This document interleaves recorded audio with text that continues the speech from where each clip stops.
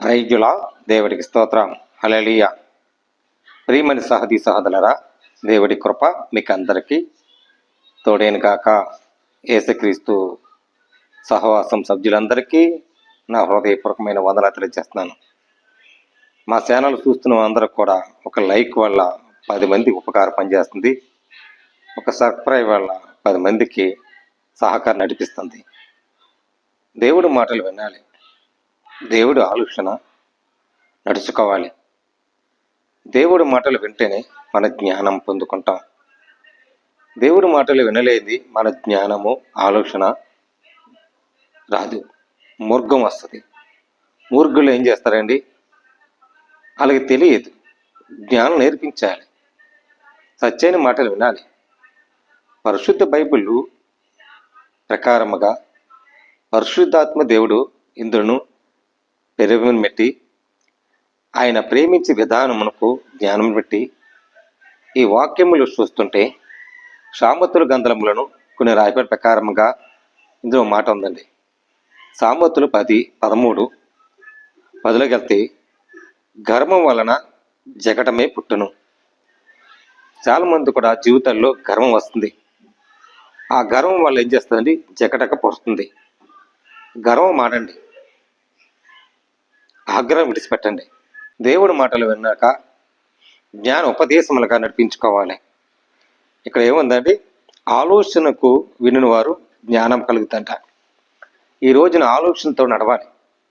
కుటుంబ జీవితాలు ఏమైపోతున్నాయంటే ఆలోచన ఉంట్లా, గర్వతో నిండిపోతుంది. ఈ సామెతలో ఉన్న మాట జ్ఞానం అంట తన ఇల్లు కట్టుకుంటా అన్న. జ్ఞానం లేదు స్త్రీ ఏం చేస్తుంది? తన ఇల్లు కట్టుకోకొని మూర్ఖులాగా ఊడ్చిపోతుంది. అది కపటలేని మాటలు, అది చెవులారిని జీవితాలు ఈ రోజుల్లో చాలా మంది కోల్పోతున్నారు. నీ జీవితం ముఖ్యం. మనం వయసుకి తగ్గట్టు నీకు జ్ఞానము ఇంకా రాకపోతే ఇంకెలాగా? ఈ వాక్యం ఏం చేస్తుందండి? మోసపు శాత సంపాదిస్తున్నావా? సంపాదించద్దు. ధనముకు కిచ్చించిపోస్తుంది. మోసపు ధనము కాదు, కష్టపడి ధనము సంపాదించు. కష్టపడిలో నీ కుటుంబాన్ని ఆదరించు. కష్టపడి ఎత్తుగా నీ కుటుంబాన్ని నువ్వు కాపాడుకో. భార్యలారా, మీ భర్తని లోబడి ఉండండి అనే మాటకి జ్ఞానం సంపాదించుకోవాలి. ఇది ప్రతి ఒక్క స్త్రీ తెలుసుకోవాలి. మిట్లరా, ఇక్కడ ఏముందండి? అందరు కాదు, ఈ వాక్యం సారంగా ఉంటుంది. వాక్యం ఏం చెబుతుందండి? మోసపు శాత సంపాదించుకుంటా ధనము కిచ్చించుకోను, కష్టము చేసి కూర్చున్నవాడు తన ఆస్తి అంట వృద్ధి తీసుకునంట. కష్టపడి పనిచేసేవాడు ఏం చేస్తాడండి? తన ఆస్తిని కాపాడుకుంటాడు, తన ఆస్తిని మరి భద్రతపరుచుకుంటాడు. అది మోసపు ధనము వచ్చేది, అది లాభకరం కాదు. మోసము చేసే ధనం అంట అది ఎప్పటికీ మెరగదు. చాలా మంది కూడా కొన్ని జీవితాల్లో ఇలా పాడైపోతున్నాయి. జ్ఞానం తేలేక కొన్ని సొంత తోడబుట్టిన అక్కలే మోసం చేస్తున్నారు, తోడబుట్టిన తమ్ముళ్ళే మోసం చేస్తారు, తోడబుట్టిన తమ్ముళ్ళే మరదలకు అంటే వాళ్ళు కూడా మోసం చేస్తున్నారు. కారణం మోసపు సొమ్ము, మోసపు మాటలు, మోసపు ఆలోచన. ధనముకి అది ఎన్నటికీ పనిచేయదు, కీటికి మూలం అంటారు.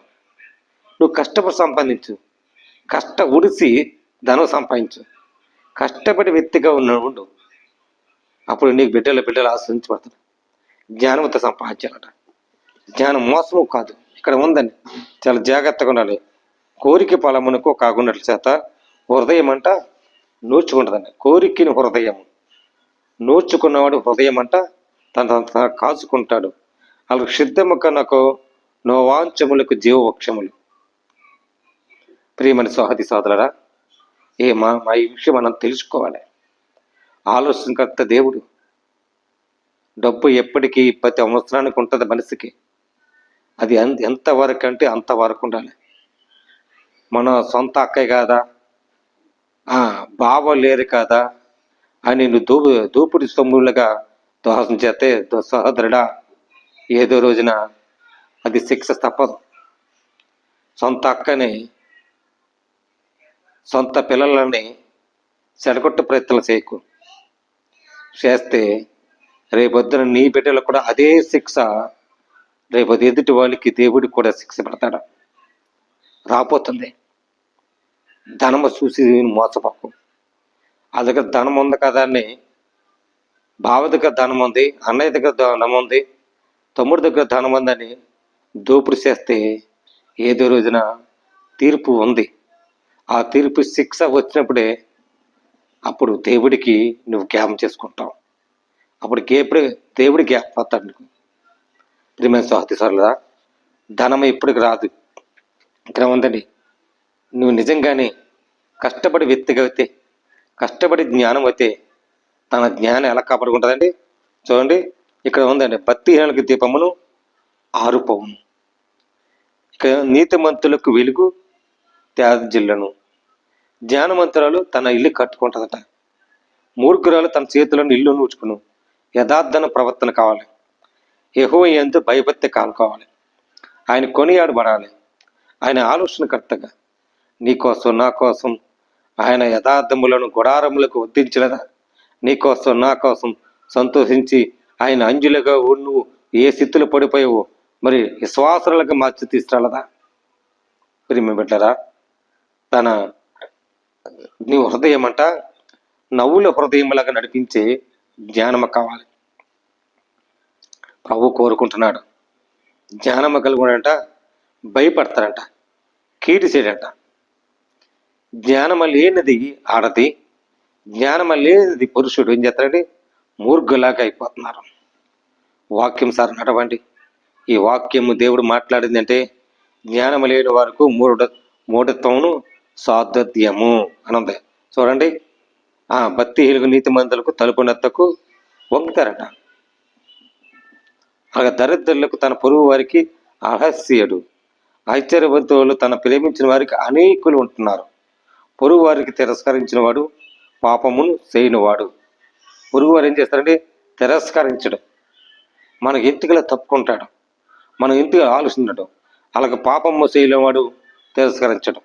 పాపము చేసిన వాడు ఏం చేస్తాడంటే తన దరిద్రులను పొరుగు వారికి అసస్యగా పనులు చేసే ఉంటారు. ఈ రోజుల్లో కుటుంబాలు, జీవితాలు, ఎన్ని కుటుంబం బాగుంటేనే అందరనే ఒక సీమ పొట్లా చేరతారు. ఆ కుటుంబం ఈడిపోతే ఎవరు చేరరు. కానీ రేపొద్దున అదే కుటుంబము మనకు కూడా ఏదో సమస్య వస్తుందము, అదే సమస్య మనకు కూడా వస్తుందాము, నా బిడ్డలకు వస్తాము అని నీకు అదురు బెదురు ఉండాలి. దేవుడు ఉన్నాడని బెదురు ఉండాలి. అన్నాడు, ఇదిగో యుద్ధము చేసిన వాడు సూర్యుడు నేనే. ఒక జీవితాన్ని నిలబెట్టే వ్యక్తిత్వంగా ఉండాలి. ఒక జీవితాన్ని నాశనం చేసి నువ్వు డబ్బుకి ధనముకు దోసిపోయి అమ్ముడు పడిపోతే దేవుడు శిక్ష పెడతాడు. ఈ వాక్యం ఏం చెప్తుందంటే ప్రవర్తన ద్వారాగా ఆనాడు మరి మోషే కూడా ఇలా చెప్పాడు. ధనము చూస్తే కాదు, పరలోక తండ్రి ఉన్నాడు, ఆయన శాంతిని భద్రత మనకే. ఈ ప్రాంతం నుంచి ఆ ప్రాంతం వెళ్ళాలంటే, రక్షించాలంటే మనకు దేవిదే ఆయుధం, యెహోవా మనకు తోడనని ఆనాడు ప్రవక్తల ద్వారాగా మాట్లాడిన అది నిజమే, వాస్తవం జరిగింది. పాత నిబంధనల గతే దేవుని ఎంత భయభక్తి కలిగి కొనియాడబడినట్లుగా ఉండాలి. ఎలాగ ఉండాలండి? దరిద్రులకు బెదిరింపులకు మాటలు వినడు, నీతిమంతులు వెలుగు తెరచిస్తాడు. ప్రియమైన శ్రద్ధ కలవాడి చేతండి తన ప్రాణమునకు సృష్టిగా ఉంటాడట. శ్రద్ధము కలగాలి. అలాగా విశ్వాసఘాతులు బరహత్యము రచిస్తారు. తన నోటు కాల్చిన వాడుకు తను కాపాడుకుంటాడట. తన నోరు మనం కాపాడుకోవాలి. మన నోరు ఉంది కదా, మన కపటలేని మాటలను మరి వచ్చేసి నోరు కాసుకోకుండా మనం ఏదో మాట అనేస్తే రేపొద్దున ఆ మాట తిరిగి వస్తుందాము ఆలోచించాలి. ప్రియమైన సహోదరులారా, దైవ నమ్మకస్తులారా, విశ్వాస బిడ్డలారా, ఈ వాక్యం మన అందరికీ అవసరమే. ఈ 10 వచనాడితే గర్వ జాగటము పుట్టుతుంది. గర్వము జాగ్రత్త. గర్వం వచ్చేది నాశనం, అహంకారము. గర్వం వచ్చేది నాశనం సిద్ధముగా వచ్చేస్తుంది. గర్వం వద్దు. నీ గర్వము మార్పు దూరం పెట్టి మనం దేవునికి జ్ఞానం పెంచే విధానం కావాలి. జ్ఞానము గల దేవుడు, జ్ఞానం ఇచ్చే దేవుడు. ఆయన ఒక్కసారి ఆలోచించి మనం ప్రార్థన చేసుకుంటే మనం మన కుటుంబ బిడ్డలు కూడా సంతోషంగా ఎదుటి వాళ్ళకి జ్ఞానం లేకపోతే జ్ఞానం నేర్పించు. అది మూఢత్వం కాదు. తన ఇల్లు చెదిరిపోతే ఇల్లు కట్టుకున్నట్లుగా నీడగా ఉండి, ఒక సహోదరులాగా, తోడబుట్టినలాగా, ఒక తమ్ముడిగా, ఒక అన్నగా ఉండి దాని జీవితాన్ని నిలబెట్టు.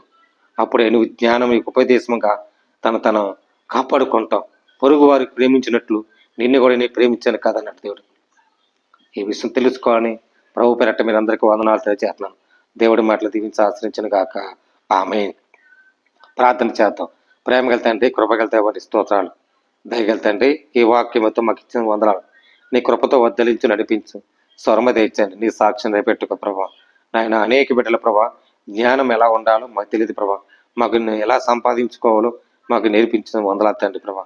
అనేక బిడ్డల కోసం ప్రార్థించండి. జ్ఞానం లేక ఎంతమంది భార్యలు భర్తలు అల్లాడిపోతున్నారు తండ్రి. జ్ఞానం ఎలా కావాలో, తన ఇల్లు ఎలా కాపాడుకోవాలో, ఎలా కట్టుకోవాలో నడిపించే స్వరమ దైత్యమని క్రీస్తు యేసు పరిశుద్ధాత్మ పెట్టడం లేకుండా పంపుతండి. ఆమేన్. ప్రజలండి, అందరికి వందనాలు. దేవుడి మీ కుటుంబాన్ని దీవించి ఆశ్రయించను కాక. ఆమేన్. మీరు చూస్తున్న మా ఛానల్ ఒక లైక్ చేయండి, షేర్ చేయండి, సబ్స్క్రైబ్ చేయండి. ప్రజలండి, అందరికి వందనాలు.